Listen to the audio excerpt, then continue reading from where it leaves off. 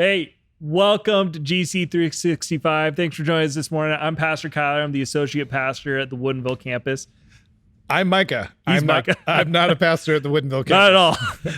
I just go here a lot. He goes here a lot, and Alex has stolen him the last couple times. And like, I actually wanted to get him for my last GC3. Let's be honest. You stole me from Alex. This time, 100%. Yeah. After the last one, we haven't even recorded the last ones yet. I'm like, hey, by the way, dibs next month. I get Micah. You don't get to steal him every month. So Micah's been around with us forever. He's been around at Gold Creek longer than everybody but Dan and Cheryl.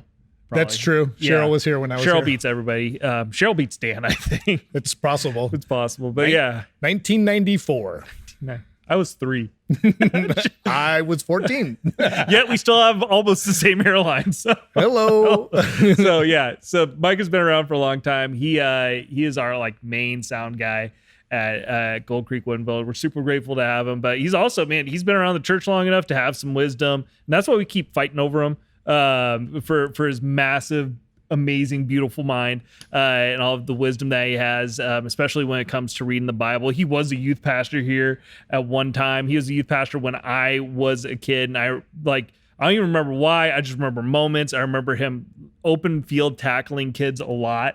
It was different times. It was different times, but it was good times. Good. I couldn't chase anybody down anymore. I'm too old. Yeah, exactly. So, but yeah, so we want to dive into today's reading. Today, what book are we in? What, Old Testament? Well, we started with Joshua 15, which I'm not going to lie to you. It's Leviticus again. It's Leviticus 14. It might as well have been the same thing. This guy had this stuff. It was just a whole lot of, I'm giving you this land from this river to this mountain and these villages with these little towns by. And they would argue, oh, but I don't want just the land. I want the river. Fine, you can have the water too. Like, it was a bit monotonous. I'm not going to lie. It's cool to be able to like toss around water. I was like, hey, you get a river. Bargaining chips. Oprah never gave away rivers. Nope. You get a car, but no rivers. No rivers. Yeah. So it was, man, I don't even want to talk about the Old Testament. And it's not fair. I've had like 3 of these that I've filmed in a row. I'm like, dang it. So like the first one I had like 10 Commandments, like, okay, good story content. And then like the last 2 or 3, it hasn't been fair. I've gotten lists. Don't worry. You'll probably have revelations. Yeah, I know. When we get to that part. I know. I'm going to have Job. I'm going to have just the deepest, meatiest, grossest sections of Job. That's what's gonna happen. Job's a good one. Job's, yeah, sure. You get a Leviathan. It's all good. Yeah, exactly. So don't worry. Joshua is a super fun book, except for today. So the rest of it's really good and story driven. New Testament. It's funny. The story, or the kind of first story in Luke today, I'm like, why is this familiar? And it's because not only because I've like read through the One Year Bible a number of times, but I'm like, this is the same story as when I filmed like my first GC 365 back in January. It's the exact same story. So he's really good at this. So I'm really good at this story. So if you feel like going back and watching it, I'll say the exact same thing, because it's funny to point out that this guy comes up to Jesus and says, what do I do to inherit eternal life? And Jesus rattles off some commandments, and he rattles off some of the biggies, some of the normal, but he doesn't rattle off all 10. So it's like, green light for coveting. I don't think that's necessarily the church's stance on that. by the way, yeah. So like, it's not that you get a green light on all these things that he didn't mention. He's just more kind of saying like, hey, it's not about this. It's more like love the Lord your God and love the people around you. That's like actually important, rather than, you know, all these laws and all these different things. I mean, hold tight to the 10 Commandments and do this. This is what's really like your heart being clean, your heart being right. That's really what's going to set you on the right path. Well, and part of it to me too was just simply that like we all have things that we tend to struggle with more than others, you know, and he made it a point like, I've done this thing. I've done this. I don't do these things. And Jesus was like, yeah, you don't do those, but now sell everything and get rid of it, because he wasn't fully committed to God. Right. Is really what it boils down to. And so he was super on board until that moment. Yeah. And then he was like, well, I'm out of here, you know, like he just wasn't willing to give his entirety up and over. And, you know, like, I just remember when I was a youth pastor, one of those like illustrations I would always tell kids is like, when you accept Jesus into your heart, he lives, like, you have your little house and Jesus is in the front. Yeah. And then, but you're still hanging out in the kitchen making a sandwich, but you haven't invited him into that room in your house, right? Yeah. And so, like, you have all the different rooms, which are all our different, like, all the different parts of our lives. Yeah.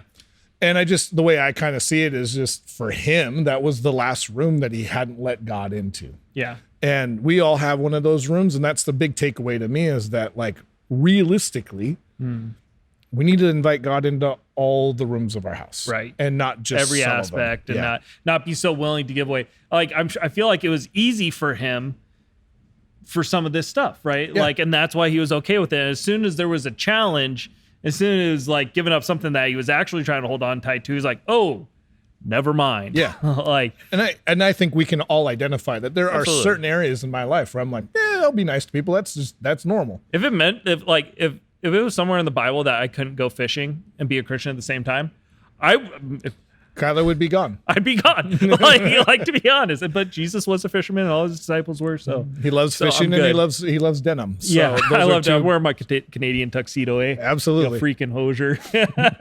So yeah, it's funny. I've like right after that, it does the passage where he's saying it's easier for a camel to get through the eye of a needle than a rich man to get into heaven. I've actually had more than one buddy like put a hold on their career path because they're afraid to become wealthy because of this. Because the way that they read this passage, they viewed it as if I become wealthy at all, it is impossible for me to go to heaven. And that's why you work at a church. And well, yeah, exactly. So you don't have any money. So you don't have that problem. But then I remember with like in both these instances, I'm like, you dummy. I didn't say that, but like, did you read the next verse? Yeah. Right. Did you read the next verse? And we get so hung up on these single lines. Maybe they were memory verse lines for you when you were a kid or whatever it is, or somebody happened to post that verse on Instagram that day and you're like, thus saith the Lord, that it's like, that's impossible for somebody to be wealthy and follow Jesus. But it's like, man, read the next stinking verse. But everything is possible with God. Yeah. And I've heard so many different like translations on this, so many different points of view. I've heard people say like, well, actually there's a place called the Eye of the Needle in Jerusalem. You'd have to make your camel get down really low to crawl through it. So it actually was possible, just very difficult. I've also heard like, yeah, no, it is impossible. The point is that things are impossible, but if you have God, then you can actually prevail. Yeah. And like it's fun to read it and like see all the, you know, camels were important back then, right? Nobody, if somebody was writing the Bible today, I don't think there'd be very many Campbells. It'd be more Teslas. It's like putting your Super Duty in a compact spot. That like, would be very applicable. that'd be true. I'd write that parable. I own a 1-ton. Yeah. And trying to put it into a parking spot at like Safeway. Yeah. Really difficult. Yeah, but no camels for us. We did have. Do you remember when?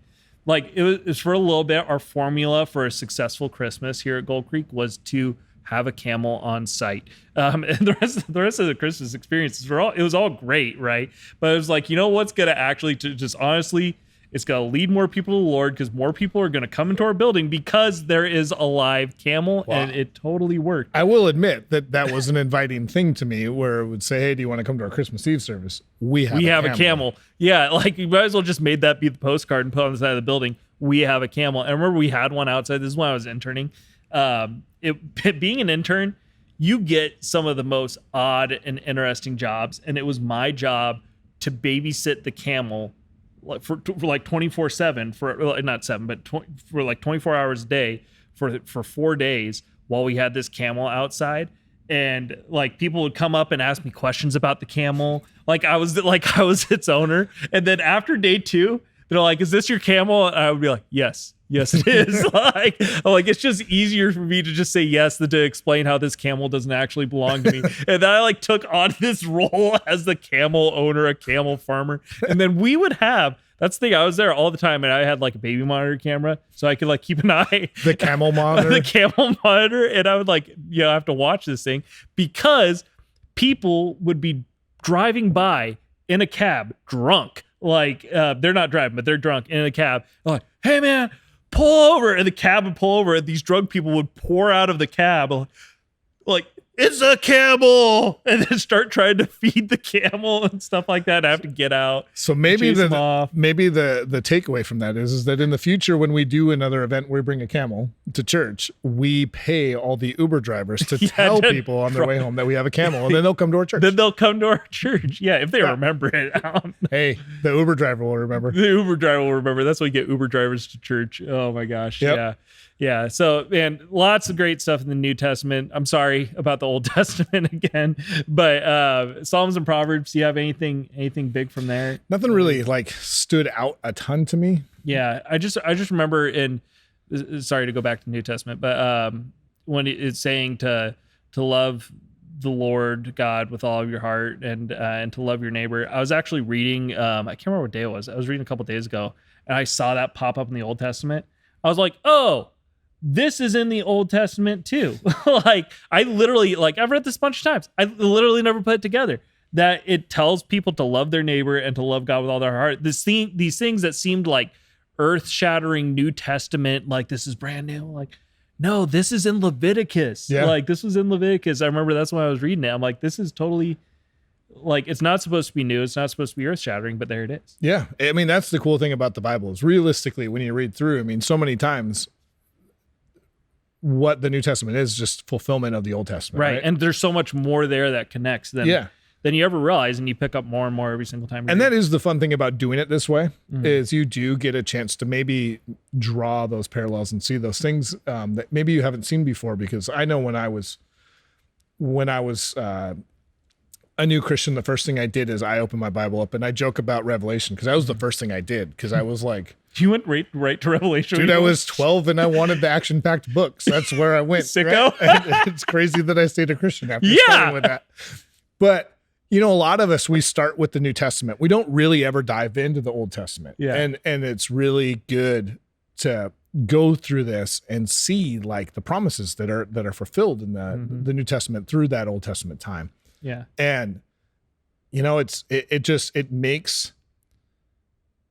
broadens the story and lets the New Testament speak to you more in ways that it hadn't necessarily in the past. So. Realizing that Jesus wasn't just making stuff up on the spot and that only people 2,000 years ago were able to have that revelation, right? Like, it's like, no, God's been good all the time. Yeah. Right. Well, and we even joke about like, hey, him going through and it's just, we're reading a whole bunch of stuff. But if you go through and you read, you know, like these are places that are applicable and this is, it's dry to read, but it's still like, this is land that God gave to people. And you can go back through and you can, you know, find these places on maps. And you're like, oh, wow, this is like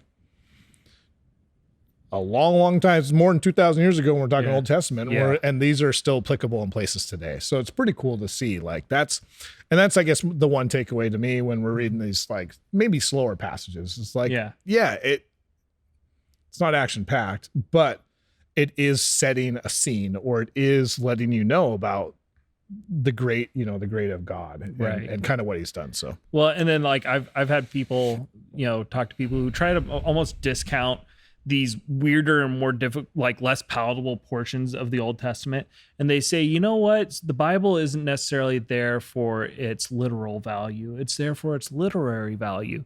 And that's where I'm like, no, I don't think anybody wrote this book of the Bible for its literary value, right? It's kind of proof that no, God was giving us instruction and telling people what it was. We can say with Psalms and Proverbs, literal.